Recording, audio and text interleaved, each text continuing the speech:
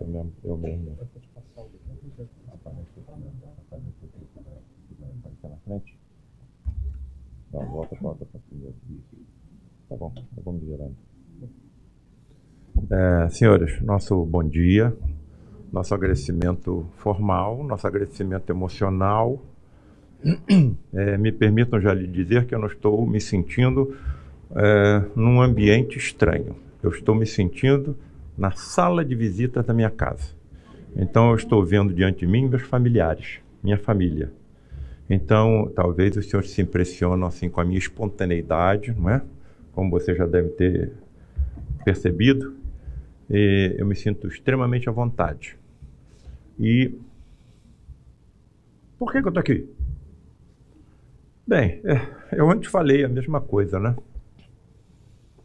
Foram colocados fenômenos à minha frente, só uma correção no meu currículo, eu não sou gastroenterologista, eu sou cirurgião. Cirurgião geral, cirurgião videolaparoscópico, mastologista e cirurgião oncológico. Quer dizer, com raiva eu abro até cérebro. Pode tudo. 45 anos de estrada. E nunca encontrei a alma nem o espírito dentro dos corpos que eu abri. Então por que eu estou aqui? Amigos, foram colocados à minha frente fenômenos que eu tinha que tomar uma decisão. Ou me viro para a esquerda e nada disso está acontecendo. Ninguém vai se entregar na mão do cirurgião anestesiado que acredita em fantasmas. E se esse cirurgião disser que acredita em fantasmas cobertos por lençóis, pior ainda. Esse cara não é um cirurgião, esse cara é um serial killer. Mas eu tomei uma outra decisão. Vou me voltar para a direita. E vou pesquisar na ciência. Para mim tudo é baseado na ciência. Eu tenho que estudar todo dia, eu tenho que ler todo dia. Eu dou aula em 2 universidades de medicina. E quando eu me voltei para a ciência, eu encontrei uma série de grandes nomes da história e da ciência que tinham visto os mesmos fenômenos que eu estava vendo e comprovaram que era verídico. Nunca mais parei. Fenômenos extremamente raros, com uma série de exigências físicas, químicas e biológicas para que aconteçam. Mas que aconteceram ao longo de toda a história da humanidade. Bem, cadê a criança que está me assessorando aqui? O senhor pode apertar a setinha para avançar? O senhor quer usar a luz? Tá, eu aperto onde para adiantar? Não tem como botar aqui mais perto, não tem? Bem, enquanto ele está aqui arrumando o finalzinho, eu ontem também falei que o primeiro fenômeno que realmente me fez voltar para o assunto foi numa quinta-feira de 1972. Eu já estava no 3º ano de medicina. E cheguei em casa, meu pai já estava fazendo parte do grupo chamado Lar de Frei Luís. Meu pai era médio desde 6 anos de idade, hein?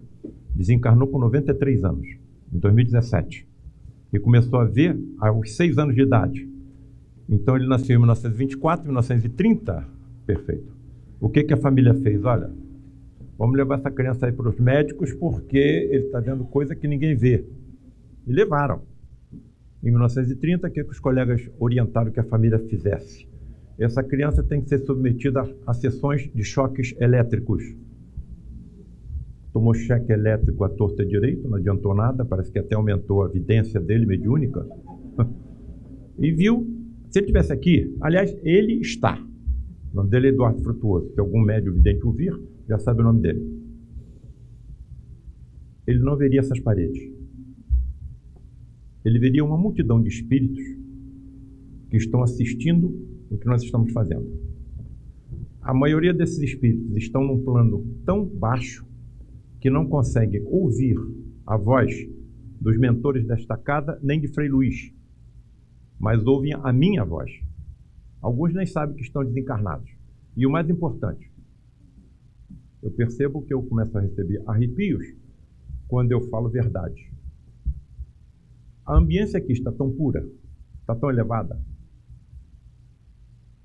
que o meu pai veria médicos espirituais percorrendo as filas e cuidando de enfermidades que nós nem desconfiamos que temos. O ambiente permite que isso aconteça. Daí a importância de nós estarmos aqui hoje. Aqui está as duas personalidades em que eu baseio tudo que faço. Frei Luís, um frade franciscano, alemão. Se pudesse abaixar aqui a luminescência para ficar mais visível a imagem, talvez fosse melhor. Ah, estão me vendo na internet?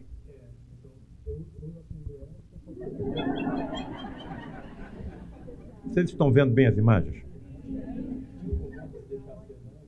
Não, eu só fico preocupado com meus familiares. Bem, frade franciscano alemão que veio para o Brasil na primeira metade do século XX e se localizou na Serra do Rio de Janeiro, em Petrópolis, e realizou tantos prodígios que foi considerado um santo. Que prodígios eram esses? Fenômenos que aconteciam através da sua mediunidade. Frei Luís era um médium. E o lar de Frei Luís foi fundado em 1947, com 3, 4, 5 pessoas, que é o que deve ter acontecido aqui. Hoje nós recebemos em cada reunião 4 a 5 mil pessoas. O lar de Frei Luís é o maior centro espírita do Rio de Janeiro e, curiosamente, o maior centro espírita do Rio de Janeiro é comandado por uma entidade católica, assessorada ainda por outras 2 entidades católicas, Frei Leonardo e Padre Isabel, de onde deduz-se facilmente que nós estamos nos dividindo em católicos, em espíritas, em protestantes, em hindus, em maometanos, em judeus, em ateus, porque por tal Deus, repito o que eu estou falando ontem, o tal Deus que eu não entendo, como é que eu vou entender um Deus infinitamente justo, infinitamente bom, infinitamente sábio, onipresente, onipotente, onisciente, que cria múltiplos universos, infinitos universos que se interpenetram pelos outros? Cara, tem condição de você entender um ser desse? Quê? Por enquanto só sei só sei que ele existe, mais nada. Mas eu não estou preocupado com isso, eu sou imortal. Quantas religiões eu já habitei, já frequentei? E quantas raças eu pertenci? A quantas famílias? A quantas correntes aí de governos? A quantas nações? Eu posso vir homem e posso vir mulher? Aliás, tem que falar isso com certo cuidado. Eu falei um dia desse, essa frase, tinha um paraíba sentado na primeira fileira. Como é que é, doutor? Não vai fazer o batimento nisso aí, não? Bom, mas se eu fosse só homem, só captaria as experiências do século masculino. Então eu tenho que vir homem e tenho que vir mulher. Eu, por enquanto, não estou me considerando em condições de voltar mulher. Mas um dia eu vou voltar. Condição sine qua non. E a outra pessoa que eu me baseio é o Luiz da Rocha Lima, o maior homem que eu conheci na vida. Um estudioso profundo da ciência da mediunidade. De tudo que é pregado pelo Espiritismo e até pelo Antigo Testamento, esse homem conhecia. E tinha tudo na mente, falava tudo espontaneamente, sem precisar ler. Nunca vi coisa igual. E outra vertente importante, que eu acredito que é porque eu estou aqui, é esse homem, né? Jorge Andréa. Morreu com 100 anos de idade há pouco tempo. Desencarnou com 100 anos de idade. Um dos maiores escritores do Espiritismo no Brasil. Psiquiatra. Todo aquele que vislumbra uma rota ou pensa que está caminhando em nova estrada tem por obrigação comunicar os seus pensamentos à sociedade onde milita. Qual é a sociedade onde milita? A médica. E aí eu fiquei em cima do muro, camarada. Eu não posso dizer aos meus colegas que eu estou acreditando em fantasma, que eu estou vendo fantasma. Fantasma coberto por lençóis. E se eles estivessem comigo, também veriam. Mas isso não teve mais volta. Eu cheguei tão esmagado com aquilo que eu estava vendo, comprovando, estudando, pesquisando, testemunhando, que eu resolvi escrever um livrozinho, A Face Oculta na Medicina, onde eu coloco basicamente que nenhum médico está sozinho. Minha vida virou pelo avesso. Nos últimos, de 2014 para cá, eu não paro mais. Estou indo dar palestra escondido da minha mulher.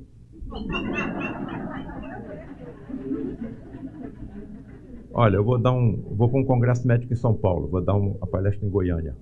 Pô, você vai sozinho para Portugal, você vai para a Espanha, você vai para a França, eu não tenho saída, eu estou sendo chamado por faculdade de medicina, como é que eu vou deixar de ir? Fui parar no Congresso Nacional do Brasil, dia 18 de novembro, você está balançando a cabeça, você viu o que aconteceu. Você pode imaginar uma coisa dessa?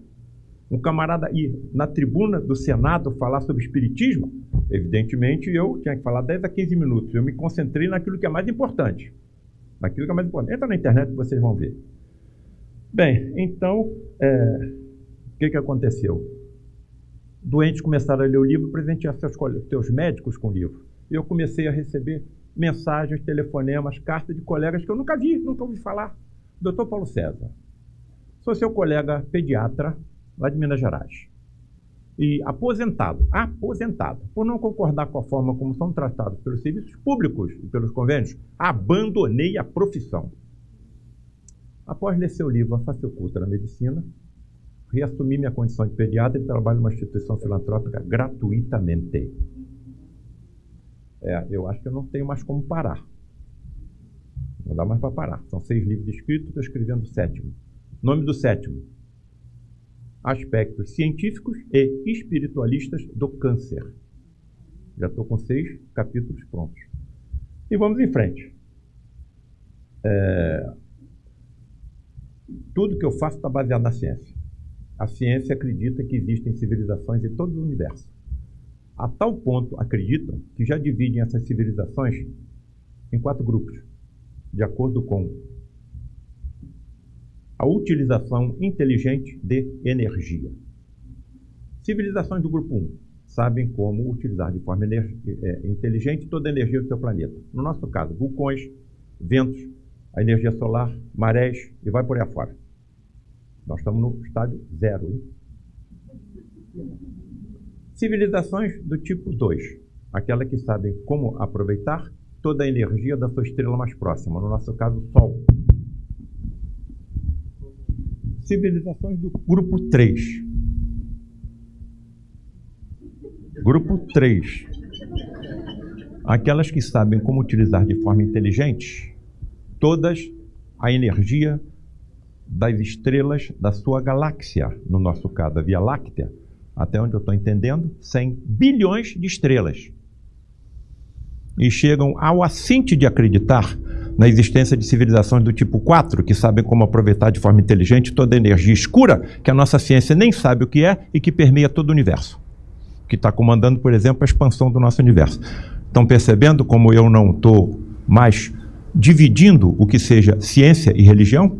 Para mim, são 2 faces da mesma moeda. Está na mão da união das 2 vertentes. Enquanto as religiões não se aproximarem e aceitarem a ciência não se aproximar e aceitar a religião, nós vamos continuar com o planeta pelo avesso, como nós estamos percebendo. Mas a história não acaba por aí. Já estão aceitando e acreditando na existência de civilizações do tipo 5 e 6. Paulo César, o que é uma civilização tipo 5? Aquela que sabe aproveitar de forma inteligente as energias de universos paralelos ao nosso. Aí metiu um 6º livro. Universos paralelos ou planos espirituais? Planos espirituais ou universos paralelos? Ponto de interrogação. Será que o que as religiões estão chamando de plano espiritual, plano celestial, plano astral é o que a ciência está chamando de universo paralelo? Então, quando eu desencarnar, o meu espírito vai abandonar esse casulo físico, as moléculas e os átomos que compõem esse casulo vão ser aproveitados na constituição de novos corpos orgânicos ou inorgânicos, mas o meu espírito imortal, energético, vital e transmissor da vida, o meu corpo físico, vai ingressar no universo paralelo. Cara, está na mão da ciência, é só comprovar isso. E falta pouco. A tecnologia médica está cada vez mais sensível, nós já estamos usando a antimatéria no escrutínio do corpo humano. Já estamos. O que é o PET scan? Tomografia por emissão de pósitros. O que é um pósitro? Elétron com carga positiva. Daqui a pouco vai estar tão sensível que vai perceber a separação dos 2 componentes. Eu vou matar quem? Eu vou matar quem? Não existe morte. Como é que eu vou encarar aquele que eu matei quando chegar do lado de lá? E chegam ao absurdo, segure-se na cadeira para não cair, de aceitar a existência de civilizações do tipo 6. Civilizações que atingiram tamanha evolução na ciência, na tecnologia, na moralidade e no amor, que sabem como construir um universo inteiro. Então, já existiam antes de nós aqui estarmos. O nosso universo tem 13 bilhões e 700 milhões de anos. Antes de 13 bilhões e 700 milhões de anos já existiam inteligências ultra evoluídas. E quem criou essas ultra evoluídas inteligências? O tal Deus, que eu não entendo, só sei que existe. Estão percebendo? Até agora só falando de ciência. Eu estou tirando esse livro de ciência. Bom, será que nessas... Etienne, olha aí, ó.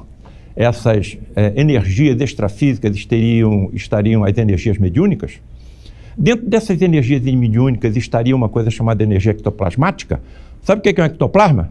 Um fluido de tremenda energia existente em todos nós, que em determinados indivíduos raríssimos pode se expelir pelos orifícios naturais do corpo e permitir o teletransporte de espíritos, seres que estão em universos paralelos ao nosso materializados. Cara, se tivesse um espírito materializado aqui, todo mundo ia ver. Se ele pegasse o microfone e falasse, todo mundo ia ouvir. Se ele exalasse algum odor, todo mundo ia perceber. Ele está materializado, teletransportado e materializado. O problema é que a quantidade de energia é tamanha que a ciência não acredita. E como é que eu fico? E se um médico como eu tivesse presente em uma reunião dessa? E quem se teletransportasse, se materializasse, fosse um médico que já teve um corpo semelhante ao nosso, morreu e continua vivo no universo paralelo? Quer chamar de plano astral? Quer chamar de plano celestial? Quer chamar de plano espiritual? Para mim é a mesma coisa. E se fosse possível um diálogo entre esses dois médicos, um encarnado, outro desencarnado, teletransportado e materializado? Se tais diálogos se prolongassem por 40 anos. Foi exatamente o que aconteceu comigo. Como é que eu vou voltar? Voltar para onde? Como? A estrela de Davi. Estrela de uma ova. Fosse estrela, um cometa, nós estaríamos aqui. Bota aí um objeto voador e não identificado.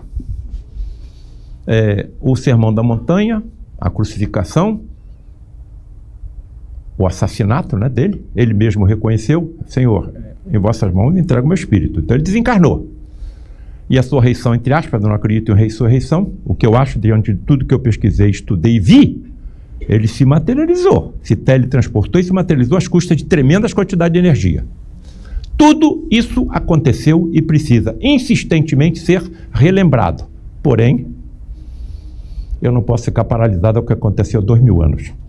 Eu preciso entender como aconteceu, porque ninguém pode curar o leproso sem conhecer a existência de um micro-organismo chamado bacilo de Hansen. Ninguém pode curar um cego de nascença sem conhecer toda a estrutura do globo ocular, uma das mais complexas estruturas que a biologia conhece. Ninguém pode fazer um paralítico andar sem conhecer toda a estrutura óssea, muscular e nervosa do corpo humano. Se há 2000 anos ninguém sabia disso, não foi que ele aprendeu. Mas que ele aprendeu. Com civilizações que nem mais existem, em outros planos de existência, em universos paralelos ao nosso, isso está claro para mim, eu não tenho como mais voltar. Eu convivi com isso, eu conversei com eles, médicos, utilizando inclusive palavras técnicas que só o médico pode saber. Então como é que eu vou ficar isso guardado comigo? Bom, seja o que Deus quiser, boto isso em livro e vamos embora. E a minha principal intenção é levar o testemunho. Eu coloco explicações hipotéticas, eu não sei explicar tudo. Mas os discípulos de Jesus também não entendiam nada do que ele fazia. Se não fosse pelo testemunho dele, nós nem saberíamos que ele existiu.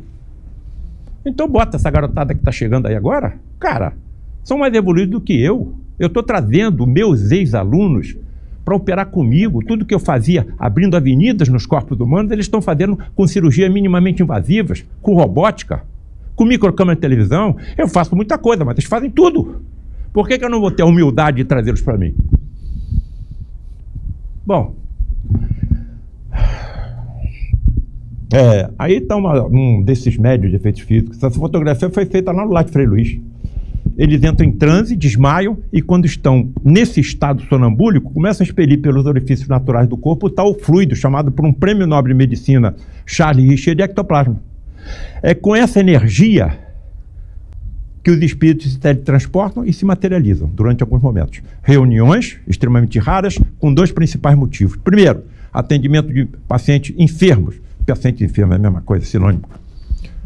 Enfermos em que a nossa medicina pouco pode ajudar. Principalmente quem? Cancerosos, que é a área que eu mais atuo. Então está tudo planejado. Por que sou eu que estou entrando nessa? Segundo, Motivo menos importante: lampejos, clarões, sinais do que será a medicina mediúnica do futuro, motivo pelo qual aqui estou.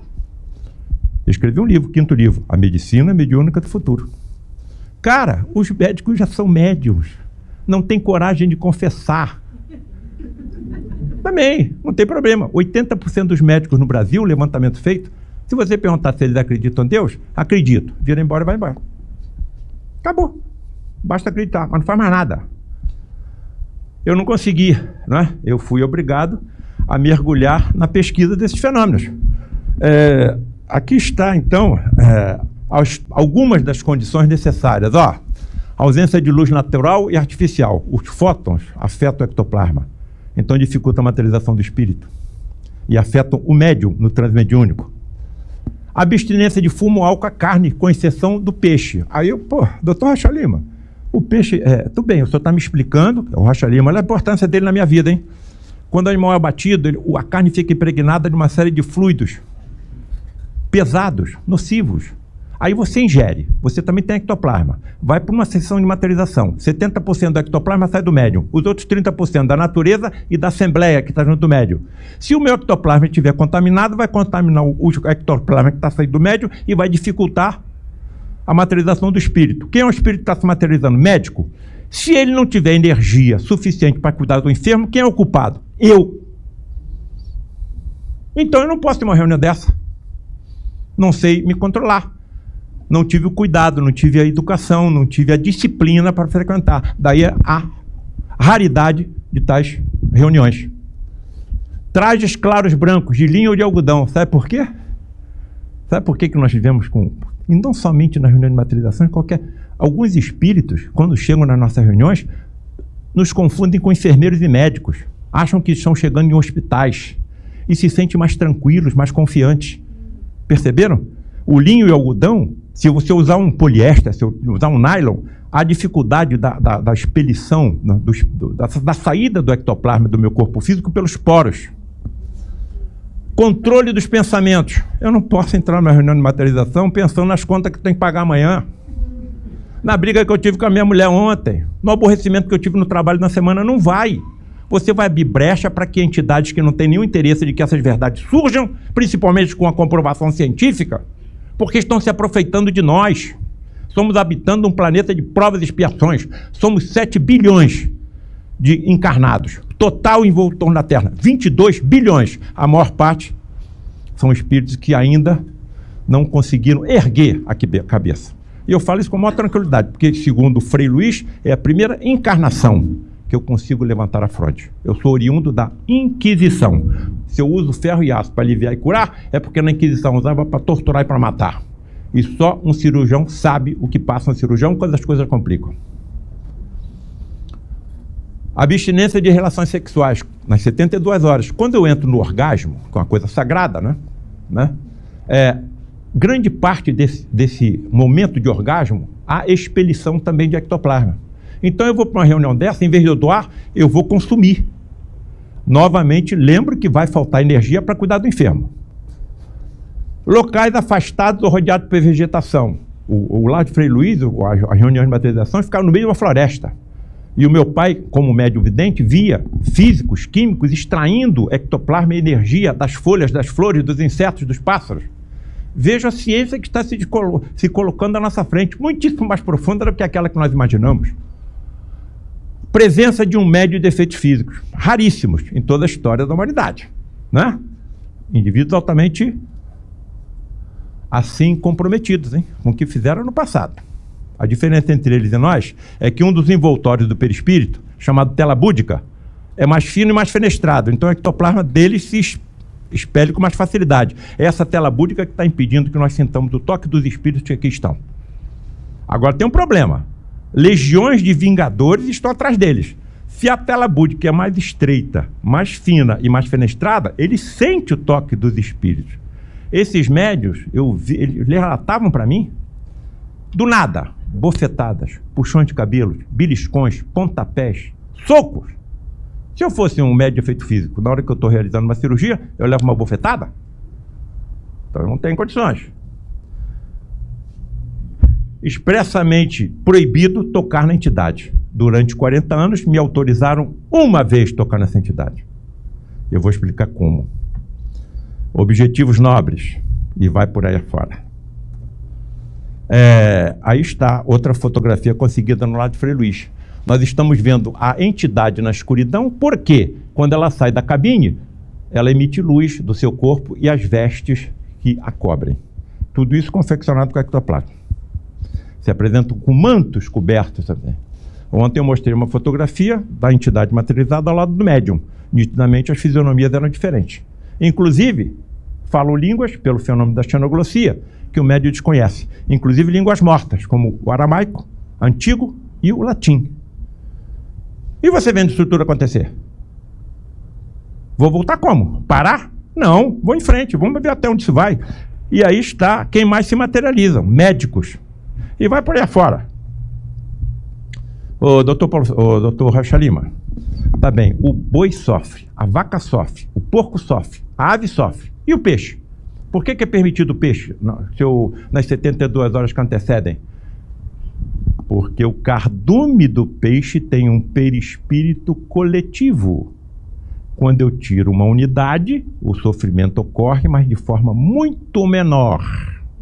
Segundo, os primeiros fenômenos que nós vemos na reunião de materializações são clarões luminescentes de grande potência que saem das cabines e que estão esterilizando o ambiente porque são compostos também por flúor. Tudo está na ciência. Aqui está algumas coisas, então, que me levam a pensar que o que aconteceu com Jesus foi uma materialização e não uma ressurreição. Não me toque, Maria, eu ainda não estou pronto para o Pai. Uma única vez que me autorizaram a tocar num espírito foi um médico chamado Frederic von Stein, cirurgião do exército nazista. Paulo César, se aproxime de mim. Foi dada a você a chance de você ter mais uma prova. Segure calmamente, o meu braço e comprime. Eu peguei o braço da entidade e comecei a comprimir. A impressão que eu tive é que eu estava apertando um maço de papel crepom. Com medo de... Quase juntando os dedos. Com medo de prejudicar a entidade solteira, entrou dentro da cabine e se desmaterializou. Foi a única vez que me foi autorizado a tocar numa entidade. E aqui está o Frederic von Stein. Os senhores não estão vendo um médico igual a mim, paramentado para entrar numa cirurgia. Vocês estão vendo um médico espiritual que já morreu, desencarnado, teletransportado e materializado. Quando ele apareceu e foi fotografado, tanto está materializado que impressionou uma chapa fotográfica. Apareceu com lírio nas mãos em homenagem a Frei Luís, que quando morava em Petrópolis, no convento, era quem cuidava dos jardins do convento, adorava lírios e violetas. Então, em homenagem a tudo que Frei Luís fez por ele, também era alemão, não é? Ele se manifestou, se materializou com lírio nas mãos. Por que um cirurgião do exército nazista ia aparecer no lado de Frei Luís? Porque no nosso educandário, com mais de 500 crianças, estão judeus reencarnados. O ódio persistia. Só que caiu nas malhas de Frei Luís, que também era alemão. Aqui está o médium dele, Gilberto Arruda. No dia 19 de junho de 2015, teve a sua casa invadida, foi torturado e assassinado. Esses médiums geralmente têm morte violenta. Um lá no Nordeste. O caseiro matou depois do assassinato, nem se lembrava do que tinha feito. Perceberam? Bom, o que é um médium? Segundo o livro dos médiuns, todo aquele que sente em qualquer grau a influência do espírito. É por esse fato médium. Essa faculdade é inerente ao homem e não constitui, portanto, um privilégio exclusivo nem uma doença. A mediunidade está incrustada no nosso ADN, que os nossos geneticistas ainda não encontraram, mas está lá. É só questão de tempo. Qual a diferença estrutural entre alguém com esses sentidos mediúnicos, 7% dos humanos? 7% dos humanos apresentam os dotes mediúnicos. E outra pessoa que não os possua? A glândula pineal. Já está sendo pesquisada pelos neurologistas. Outra coisa curiosa, foi uma mensagem captada pelo médium Divaldo Pereira Franco, que anunciam que estão chegando 4 grandes vertentes de espíritos evoluídos junto a nós. Espíritos altamente evoluídos no ramo da engenharia que trarão soluções para uma série de problemas nossos, não somente para os mais abastados, mas para toda a humanidade.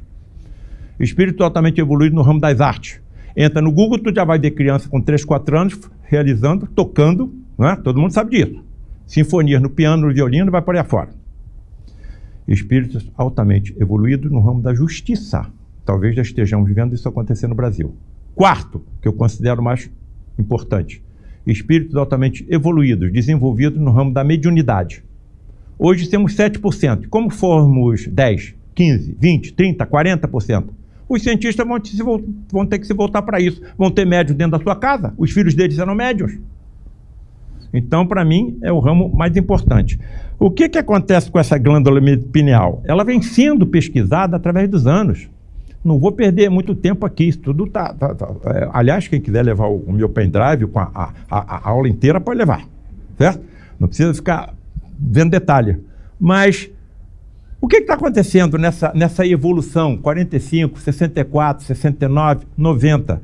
Nós chegamos até ao nosso amigo Sérgio Felipe de Oliveira, que conseguiu, através de pesquisas da glândula pineal, com difração de raio-x e tomografia computadorizada, perceber a presença dos tais cristais de apatita magnetizados, capazes de repelir e atrair campo de energia. Quem é que repele e atrai campo de energia? Médiuns. Quanto maior o número de cristais, maior a capacidade de uma pessoa captar e manipular tamanha energia. E apresenta, inclusive, uma imagem em que se vê nitidamente os cristais de apatita incrustados na glândula pineal. Obviamente, isto está sendo regido por quem? Por quê? Pela genética de cada indivíduo. E tudo isso está dentro do planejamento. Tudo não é obra do acaso, não. Um médium, então, com um número considerável de cristais de apatita em sua glândula pineal, poderia captar e utilizar de forma inteligente suas energias físicas e extrafísicas. Olha as civilizações do tipo 5 aí. A energia em 7 octilhões de átomos que compõem um corpo humano de 85 quilos seria suficiente para iluminar o estado do Rio Grande do Sul por 161 anos. De onde que eu tirei essa informação? Do livro Espírito e Matéria. Fui fazer uma apresentação em Portugal, peguei o tamanho de Portugal, botei dentro do Rio Grande do Sul e comparei. Então, dentro do Rio Grande do Sul, cabem 3 Portugais e meio. Então, a materialização de um espírito de 85 quilos daria para iluminar Portugal por quase o tempo que nós fomos por eles descobertos. Por isso, a ciência não acredita. Como é que eu fico vendo isso acontecer durante 40 anos? Mas eu não tenho preocupação com isso, não. A própria ciência reconhece que só sabe o que acontece em 4% do universo, 96% não sabe. Não sabe o que é o magnetismo, calcula todos os seus efeitos, mas não sabe o que é. Tanto que o magnetismo tem origem, a palavra magnetismo vem de magia. Aquele que crê em mim fará as mesmas obras que eu faço e outras maiores. Opa, eu tenho 90 quilos, 90 mil gramas, 161 mil bombas atômicas estão só no meu corpo físico. Se eu pudesse controlar de forma inteligente toda essa energia, claro que eu acalmaria o mar e o vento, pelo menos em torno de onde eu estivesse. Será que foi isso que ele fez? Um espírito que evolui, que toma conta do nosso planeta há 4 bilhões e 500 milhões de anos? Há 4 bilhões e 500 milhões de anos, Jesus já era Jesus. Então, eu acho que ele dominava, era assim. Olha aqui a medicina mediúnica do futuro. Como é que eu vou cuspir na terra, fazer um cataplasma, aplicar na vista no cego e ele vai enxergar? E se, para cada célula física do meu corpo, eu tiver um componente extrafísico no perispírito? E se soubesse, através da ciência, como teletransportar as células do perispírito de um cego para o seu olho físico? Para isso, eu ia precisar de energia, e energia não vai faltar. Atenção para a imagem que eu mostrei ontem, Etienne, e que aqui eu repito. Presta atenção. Um médium de efeito físico, um espírito de um médium, de um espírito de um médico, nele encarnado. Entendam a encarnação mediúnica, quando o espírito toma conta completamente do corpo do médium. Quando isso acontece, o médium nada percebe, depois nada se lembra. Enquanto esse médico, encarnado nesse médium, estava cuidando de um doente, nitidamente se vê uma espumazinha branca saindo pelo nariz e pela boca. E se isso tivesse acontecido há 2000 anos, o que é que eu pensaria? Estou colocando como hipóteses. Quando eu desencarnar, tudo isso para mim vai ficar claro.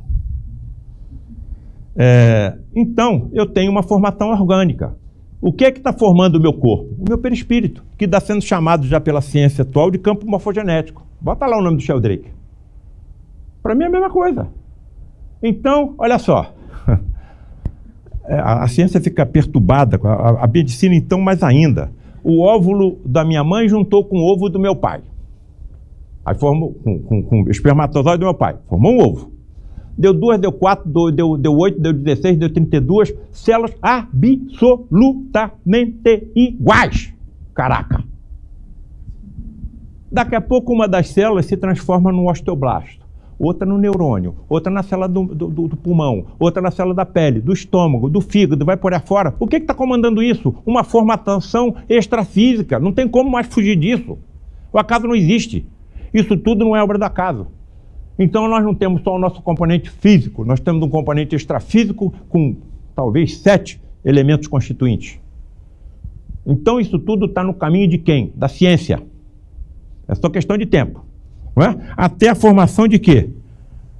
De uma estrutura embrionária de altíssima complexidade. Isso tudo é obra do acaso? Pelo amor de Deus, não aguento mais.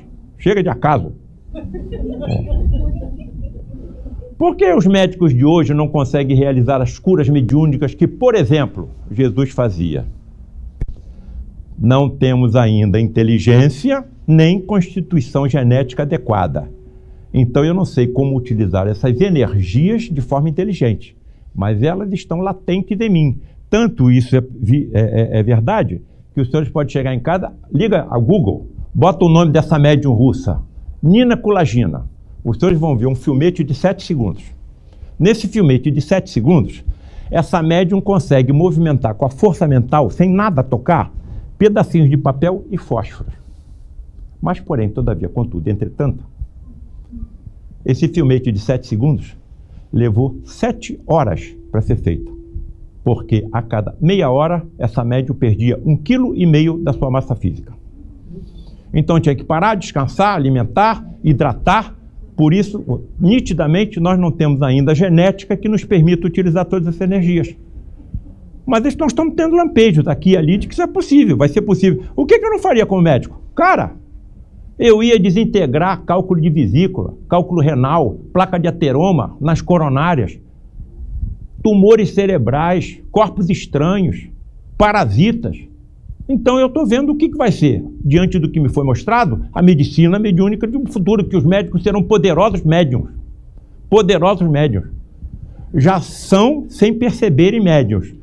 Recebemos influência intuitiva, eu vou mostrar, mas não acreditamos. E temos vergonha de confessar. Mas estamos a caminho. Genética da inteligência, olha aí. Catherine Pollard. Essa pesquisadora americana resolveu estudar uma região genômica que está relacionada com a inteligência. E essa região genômica é chamada HAR1. O que ela percebeu? Que essa região genômica é composta por 118 bases. 118 bases em 3 bilhões de bases que compõem o nosso ADN. Somente 118 estão relacionadas com a inteligência. Essa tal HAR1 permaneceu inalterada por 300 milhões de anos.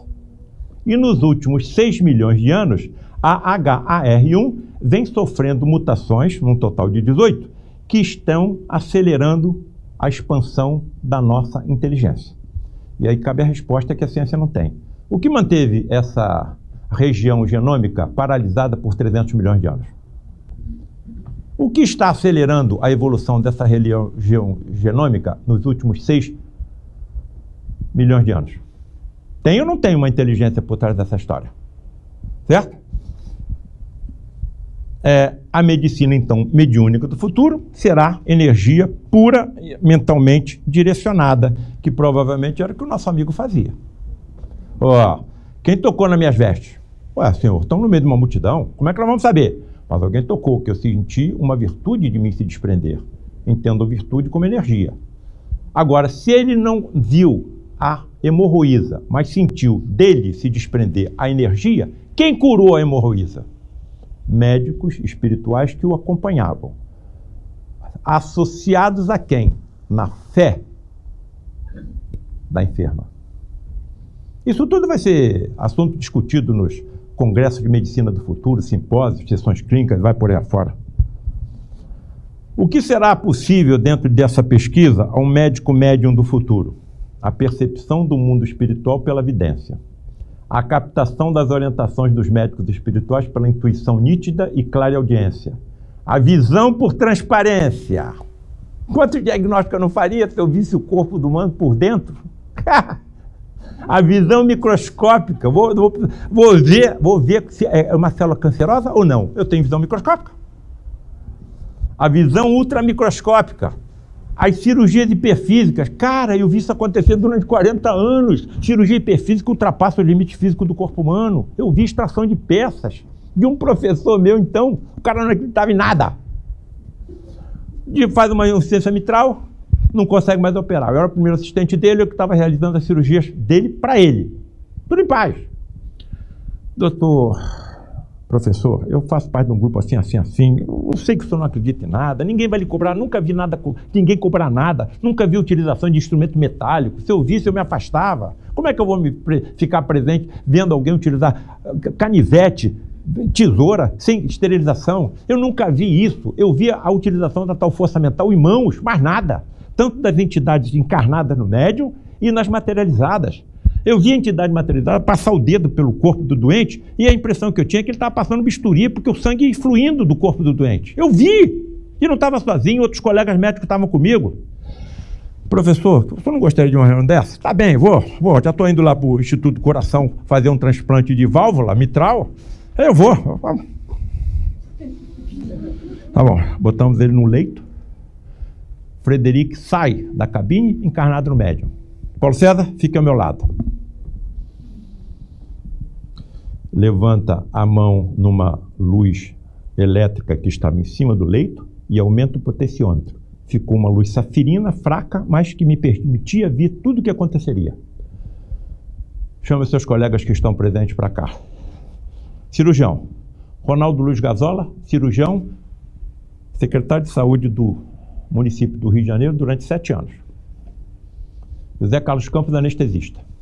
Luiz Augusto Queiroz, cardiologista. Paulo Roberto, professor de angiologia da UERJ, onde eu trabalho. Ficamos os 5 em volta dele, olhando. Desabotou a camisa do médico. Desabotou a camisa do paciente. Cirurgião, hein? Meu irmão, não duvide do que você vai receber, porque a sua dúvida vai prejudicar o que você vai receber. E começou a massagear o tórax dele. Sem se descuidar do que estava fazendo, disse: Paulo César, aquela voz firme do alemão, né? Paulo César! Sim, Frederic. Você está vendo o que está acontecendo? Estou. Então relate para os seus colegas em voz alta o que você está vendo. Frederic, aí onde você está massageando o tórax do meu professor, eu estou vendo uma poça de sangue. E no meio dessa poça de sangue eu estou vendo alguma coisa branca. Pegue isso branco que você está vendo e puxe.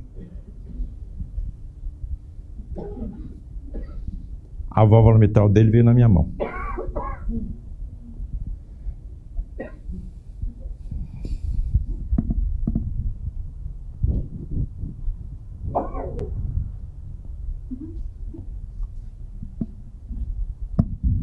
Eu, então, falei, um olhando para o outro, com aquela peça ensanguentada na palma da mão. Posso fazer uma pergunta, Frederic? Pode. Se a válvula mitral dele está na minha mão, como é que ele está vivo? A medicina de vocês no futuro saberá como fazer. Nós fomos desintegrando molecularmente a válvula defeituosa. E à medida que ela ia sendo desintegrada, nós íamos materializando no local de forma linear uma prótese de ectoplasma que com o tempo adquire as mesmas características do receptor e não haverá rejeição. Bem, o mecânico de automóvel não podia me dar essa resposta. Frederico, eu posso fazer a segunda pergunta? Sim. Eu posso mandar examinar isso? Pode. Mandei 2 patologistas examinarem. todos os dois concluíram que era tecido cardíaco. Quando nós saímos da reunião, o Luiz Augusto Queiroz, cardiologista, pediu a peça que estava na minha mão. Eu entreguei a ele. Aí ele olhou. Paulo César, até a cordoalha tendinosa está aqui. Um conjunto de filamentos que impedem que a válvula mitral abra mais do que deva. O cardiologista estava vendo isso. Daquele dia em diante, tudo que o meu professor tinha sentido, a asma cardíaca, porque o sangue se acumulava no pulmão, parou de sentir. Durante 7 anos, teve uma vida normal. No final desses 7 anos, sofreu um infarto fulminante, desencarnou, sem nunca ter acreditado que tinha sido submetido a uma cirurgia hiperfísica. Bom, agora ele acredita. E aí, determinadas pessoas que leram o livro, que eu coloquei isso no livro, e que souberam o que tinha acontecido, Paulo César, o cara não acreditava em nada, recebe uma graça dessa? Como é que é possível isso? E quantas pessoas estão aqui dedicadas, caridosas, não recebem essa graça? Morrem. Olha, talvez eu tenha a resposta, não sei, talvez. O camarada, quando tinha 11 anos de idade, perdeu uma perna num acidente ferroviário. Sem perna, se transformou num dos maiores cirurgiões que eu vi atuar. Tudo que ele sabia me ensinou. A maior parte dos pacientes que ele operava eram cancerosos, indigentes, pobres. E, com a utilização dos seus conhecimentos, levantou um prédio de 4 andares para atendimento de crianças cancerosas. O cara precisa de religião? Não precisa, cara. O Rocha Lima, doutor Rocha Lima, você não acha que eu tenho que conversar com meus colegas com o que eu estou aprendendo aqui? Por quê? Doutor Rocha Lima trabalha dia e noite, estuda até exaustão, ensina tudo que sabe aos mais jovens. Ainda encontram tempo para cuidar da família e não acredita em nada. Não mexa com nenhum deles. Eles estão na sua frente. Pô, como é que estão na minha frente? Não preciso de religiões nem de orações. A vida de cada um já é uma prece contínua. Baixei a cabeça, nunca mais toquei no assunto. Aí estão as cirurgias hiperfísicas. Frederico, aqui, extração de peças, tá vendo? Sangue. Nunca vi utilização de instrumento metálico. 40 anos vendo isso aparecer. E aqui a entidade está encarnada. E quando você vê isso acontecer com a entidade materializada? Frederico, se você sabe, tem visão microscópica e ultramicroscópica, por que você deixa aparecer sangue? Você não tem como poupar os capilares do paciente quando você está atuando? Tenho. E por que você deixa sangrar? Para que aumente a fé do doente e a sua. De uma vez, outra vez, Etienne. Paulo César, aquela voz. Paulo César. Sim, Frederico. Você quer operar como eu opero? Claro. Então você vai desencarnar.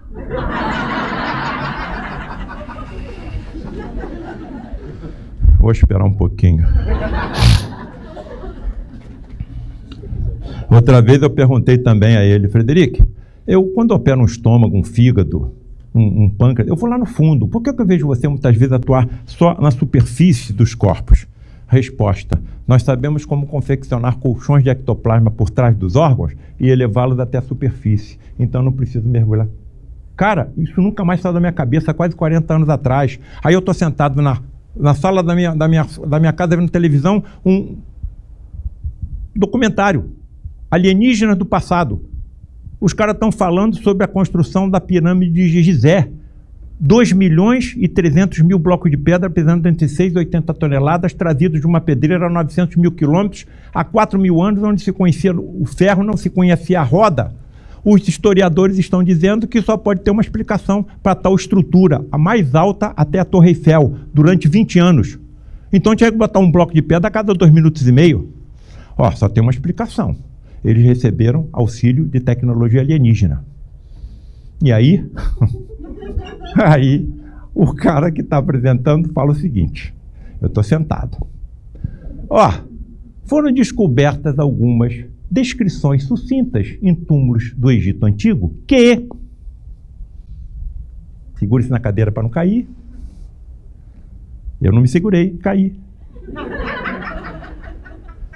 Os construtores do Egito Antigo sabiam como colocar uma estranha substância branca por baixo das pedras, elevá-las e transportá-las. Eu caí.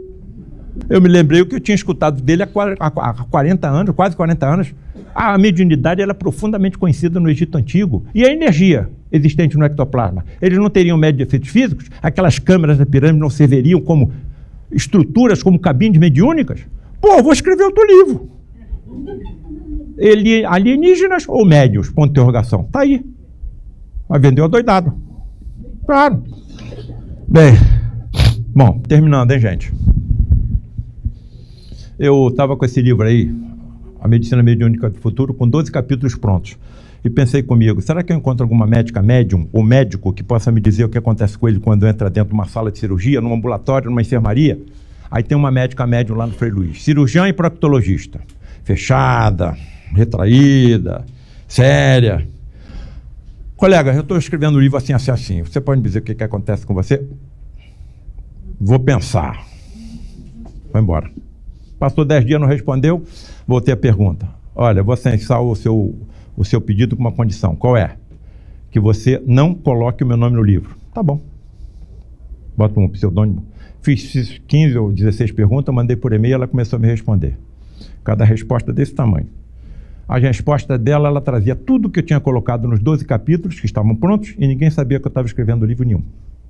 Ela diz que entra num centro cirúrgico, ela imediatamente vê 2 médicos cirurgiões ao seu lado, que ela chama de mentores.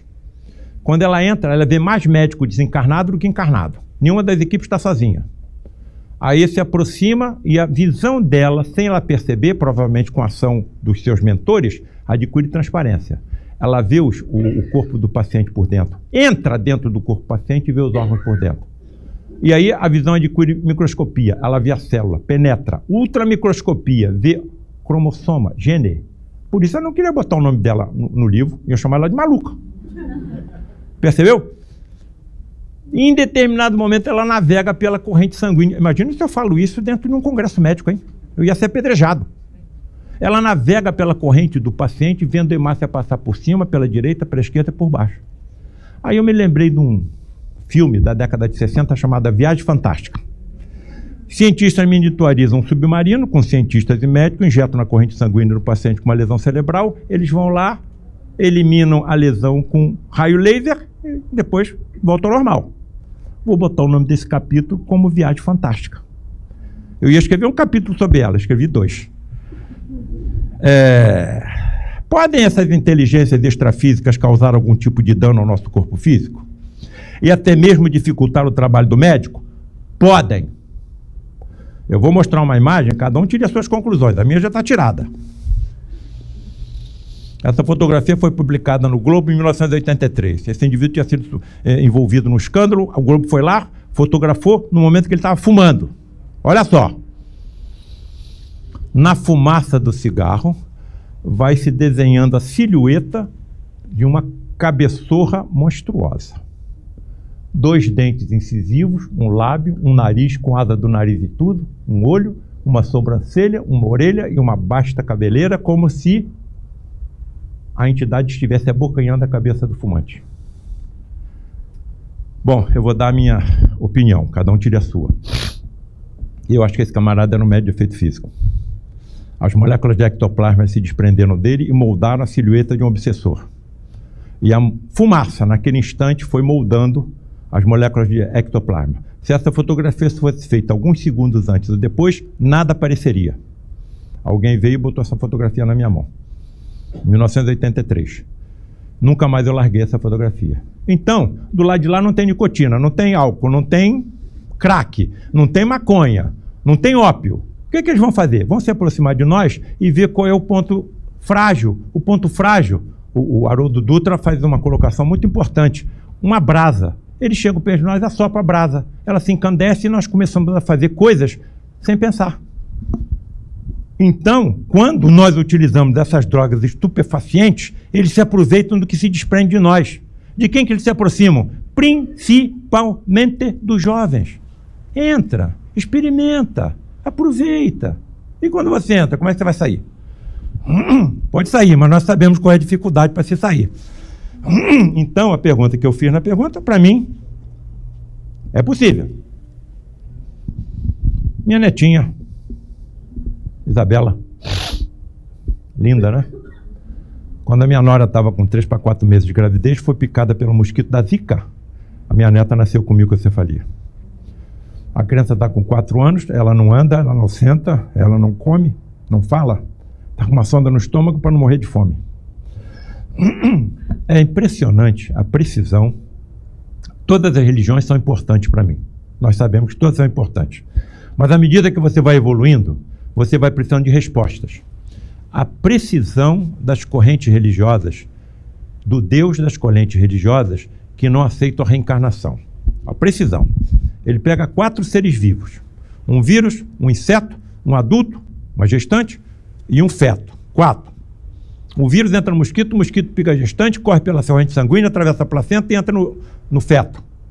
Entre bilhões de células, ele vai exatamente onde? Na célula tronco neuronal. Absorve energia e a célula tronco neuronal não pode produzir todos os neurônios que a criança precisa. É muita precisão, caraca. Graças a Deus está na minha família. Então alguma coisa aconteceu lá atrás. Não é possível. Onde é que está Deus aí? Está dormindo? Está descansando? Está distraído? A criança nem nasceu. Fez mal a quem? Bom, mas essa história tem um outro lado. Pesquisadores da USP pegaram tumores malignos que acometem crianças e injetaram no cérebro de ratos. O tumor cresceu no cérebro de ratos, inclusive dando metástases ósseas.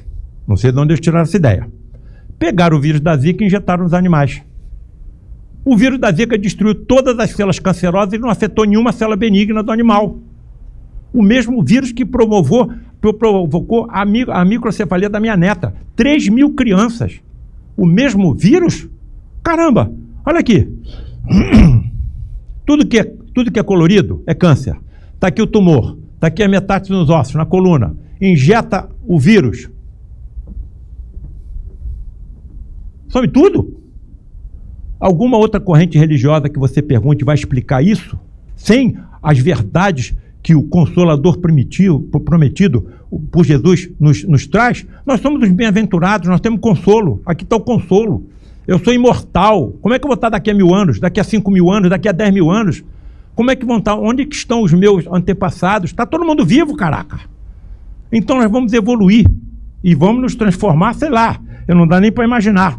Olha o que essa pesquisadora diz. Estamos empolgadíssimos, ficamos tão emocionados que a cada fase da pesquisa a gente se abraçava. Vimos que o vilão pode ser um benfeitor, lembra a pesquisadora Maiana Zatti. E para terminar, antes de eu vir para cá, recebi essa mensagem aí. Prezado doutor, meu nome é CV. Cirurgião cardíaco, hein? Ao término de uma cirurgia em setembro, para instalação de 2 fontes safenas e uma mamária, fomos surpreendidos por uma ruptura da artéria aorta cardíaca. A cirurgia estava pronta. Vamos fechar o doente. Tira da circulação extracorpórea. Quando isso acontece, a aorta explode e começa a jogar sangue no teto, com um consequente quadro hemorrágico incontrolável. Aí está o quadro que ele me viu. Minha criança, como é que eu boto isso para funcionar? Clico. Filmete de 10 segundos para acabar. No meu computador vai rodar. Isso. Rodou? Lamento. Nesse filme de 10 segundos, a gente devia ter testado, né? Me esqueci de testar contigo, sem problema. Vocês iam ver o sangue jorrando aqui por dentro. Jorrando, jorrando, jorrando. Parecia uma torneira aberta. Jorrando, jorrando, jorrando, jorrando. Ontem você viu, né, Etienne? Eu mostrei para você. Jorrando, jorrando. Bom, aí o que ele faz? Não tá indo à frente.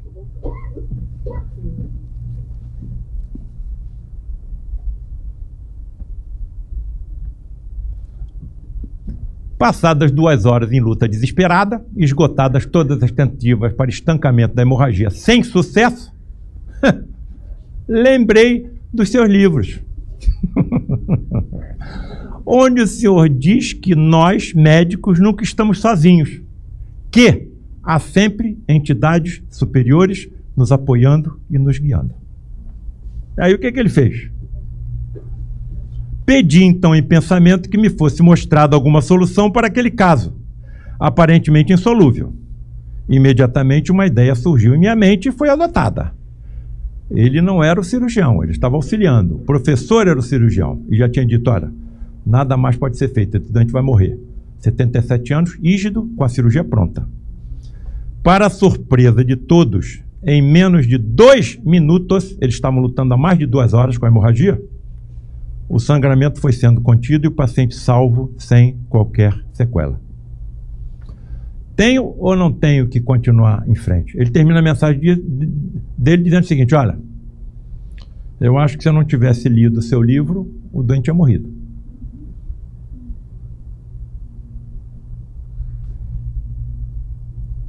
Nenhum médico que honra a sua profissão jamais estará sozinho.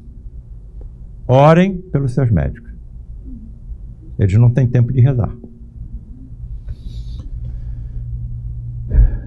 E imensamente grato pela atenção, pela gentileza do convite, pelo carinho, pela educação com que os senhores estão atentamente ouvindo as minhas palavras. Que Deus proteja a todos, as suas famílias, e também ilumine aqueles que de alguma forma se considerem nossos inimigos. Muito obrigado.